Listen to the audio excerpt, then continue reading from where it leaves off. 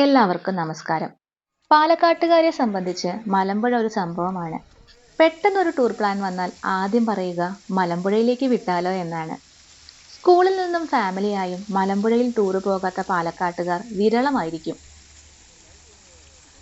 അങ്ങനെ ഒരു ജനുവരിയിൽ ഉച്ചയ്ക്ക് ഊണ് കഴിച്ചുകൊണ്ടിരിക്കുമ്പോൾ പെട്ടെന്നുണ്ടായ ഒരു ടൂറാണിത്. 3 മണിയോടുകൂടി കൊളപ്പുള്ളിയിൽ നിന്നും പുറപ്പെട്ട് 4 മണി കഴിഞ്ഞപ്പോൾ മലമ്പുഴ എത്തി. വർക്കിംഗ് ഡേ ആയിട്ട് കൂടി നല്ല തിരക്കായിരുന്നു.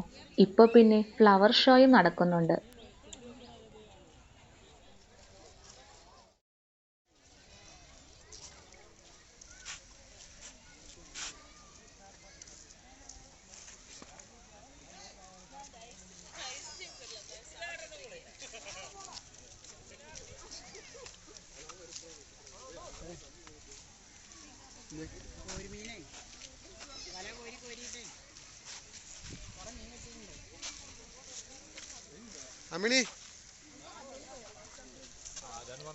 എപ്പോഴും ഉച്ച തിരിഞ്ഞ് ഇങ്ങോട്ട് കയറുകയായിരിക്കും നല്ലത്. വല്ലാതെയുള്ള വെയിലിനൊരു ശമനം കിട്ടും. ഭയങ്കര വലിയ ഉദ്യാനമാണ്. കുട്ടികൾക്ക് കളിക്കാൻ സെപ്പറേറ്റ് പ്ലേ ഏരിയ എല്ലാം ഉണ്ട്. ഉദ്യാനത്തിലൂടെ നടന്ന് നടന്ന് ഡാമിന്റെ മുകളിലെത്താൻ 30 മിനിറ്റോളം എടുത്തു. നല്ല കാറ്റായിരുന്നു മുകളിൽ. അവിടെ നിന്ന് താഴേക്കുള്ള കാഴ്ചകളെല്ലാം മനോഹരം. കേരളത്തിന്റെ രണ്ടാമത്തെ വലിയ ഡാമും റിസർവോയറുമാണിത്.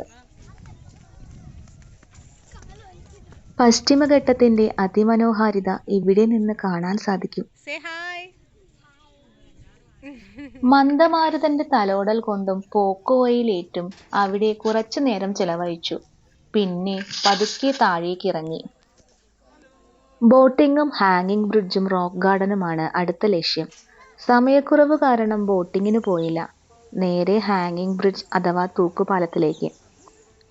തൂക്കുപാലത്തിലൂടെയുള്ള നടത്തം പ്രായഭേദമന്യേ എല്ലാവരും ആസ്വദിക്കുന്ന ഒന്നാണ്. മലമ്പുഴ ഗാർഡനിലെ സിഗ്നേച്ചർ ഐറ്റം എന്താണെന്ന് ചോദിച്ചാൽ എല്ലാവരും കണ്ണടച്ച് പറയുക നമ്മുടെ യക്ഷിയെ തന്നെയാണ്. ഒരൽപ്പം നാണത്തോടും ചമ്മലോടും കൂടിയല്ലാതെ യക്ഷിയെ നോക്കുന്നവർ വളരെ വിരളം. എൻ്റെ 7ഓ 8ഓ വയസ്സിലാണ് ഞാൻ ഈ ശില്പം ആദ്യമായി കാണുന്നത്. 25 വർഷങ്ങൾക്കിപ്പുറവും ഒരു മാറ്റവുമില്ല.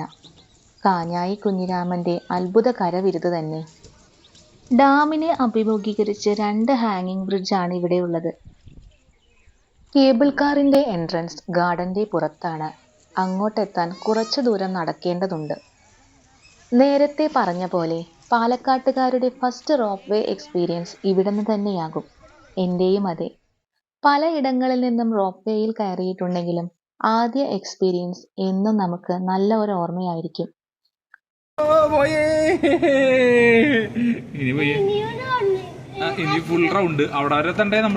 ഞാൻ കുട്ടിയായിരുന്നപ്പോൾ ഇവിടെ വന്ന ഓർമ്മകളും ഇപ്പോൾ എൻ്റെ മോളുടെ ഒപ്പം വന്നപ്പോഴുള്ള എക്സ്പീരിയൻസും എല്ലാം തന്നെ ഒരുപാട് പ്രീഷ്യസ് ആണ്. ഡാമും ഗാർഡനും പിന്നെ യക്ഷിയും തൂക്കുപാലവുമെല്ലാം ആകാശ കാഴ്ചകളായി കാണാം. 6 മണി കഴിഞ്ഞതിനാൽ അസ്തമയ സൂര്യന്റെ ഭംഗിയും ആസ്വദിച്ചു. 15-20 മിനിറ്റ് റൈഡാണ്. കാറ്റും കൊണ്ട് ഉദ്യാനത്തിന്റെ മുകളിലൂടെയുള്ള യാത്ര ഭയങ്കര റിലാക്സിംഗ് ആണ്.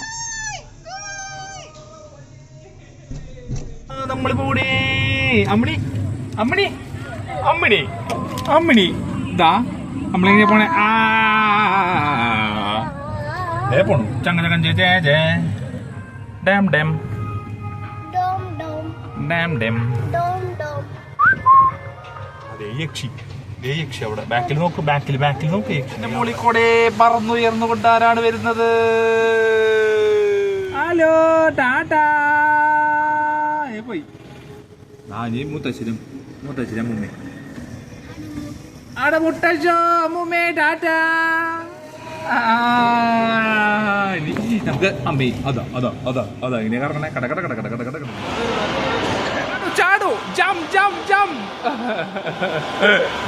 അവിടുന്ന് പിന്നെ അക്വേറിയം കൂടി കാണാൻ കയറി. കേരള ഫിഷറീസ് ഡിപ്പാർട്ട്മെന്റിന്റെ ഫ്രഷ് വാട്ടർ അക്വേറിയമാണ്. ഒരുപാട് വെറൈറ്റി അക്വാട്ടിക് ജീവജാലങ്ങളുണ്ട്. ബിൽഡിങ്ങും ആർക്കിടെക്ചറും എല്ലാം അടിപൊളി.